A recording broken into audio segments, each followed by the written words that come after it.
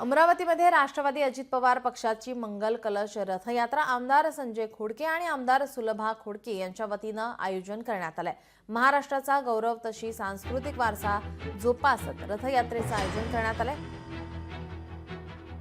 राष्ट्रवादी काँग्रेस अजित पवार गटाकडून आता आमदार संजय खोडके आणि आमदार सुलभा खोडके यांच्या वतीनं संपूर्ण अमरावती जिल्ह्यामध्ये मंगल कलश यात्रा काढण्यात आली। अमरावती जिल्हा संत गाडगेबाबा राष्ट्रसंत तुकडोजी महाराज स्वतंत्र भारताचे पहिले कृषी मंत्री डॉक्टर पंजाबराव देशमुख यांची कर्मभूमी असून त्याच्याच कार्यातून आता जिल्ह्याची वैचारिक दळणघळण आता झाली आहे आणि त्यामुळे इतिहासाचे जतन आधुनिक महाराष्ट्राचा संकल्प करण्याच्या उद्देशाने महाराष्ट्राचा गौरव तशी सांस्कृतिक वारसा जोपासत अमृत कलश पुढे नेऊन तसेच महाराष्ट्राच्या जडणघडणीत अनेक मुख्यमंत्र्यांनी चांगलं काम केलं त्याचं स्मरण व्हावं यासाठी ज्या महापुरुषांच्या वास्तव्याने समृद्ध झालेल्या ठिकाणावरील माती आणि पाणी एकत्रित करून मंगल कलशामध्ये विसर्जित करण्यात आले।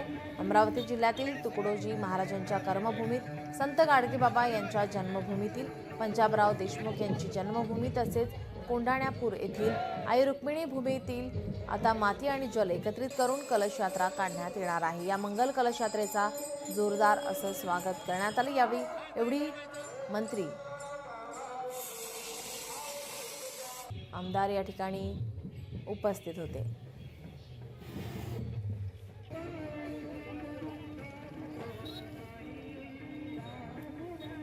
महाराष्ट्र राष्ट्रवादी काँग्रेस पक्षाने जी आयोजित केलेली आहे त्याचा शुभारंभ आज माननीय मंत्री इंद्रनील नाईक साहेब यांच्या हस्ते मोजरीवरून चालू झाली यात्रा मंगल कलशची। आज गाडगेबाबाच्या पवित्र भूमीमध्ये ती दाखल झाली। गाडगेबाबांच्या समाधीची माती जी आहे पवित्र माती आणि अंबादेवीची पवित्र माती या कलशामध्ये आता इथे टाकलेली आहे। आता इथून ही यात्रा मार्गक्रम करत आहे। 1 मेला हुतात्मा स्मारकातून या यात्रेचं मार्गक्रमण होईल आणि 3 दिवस तिथे 1, 2, 3, 4 वेगवेगळे कार्यक्रम आयोजित केलेले आहे। लोकशाही मराठी ऐका, पहा, जागरूक रहा।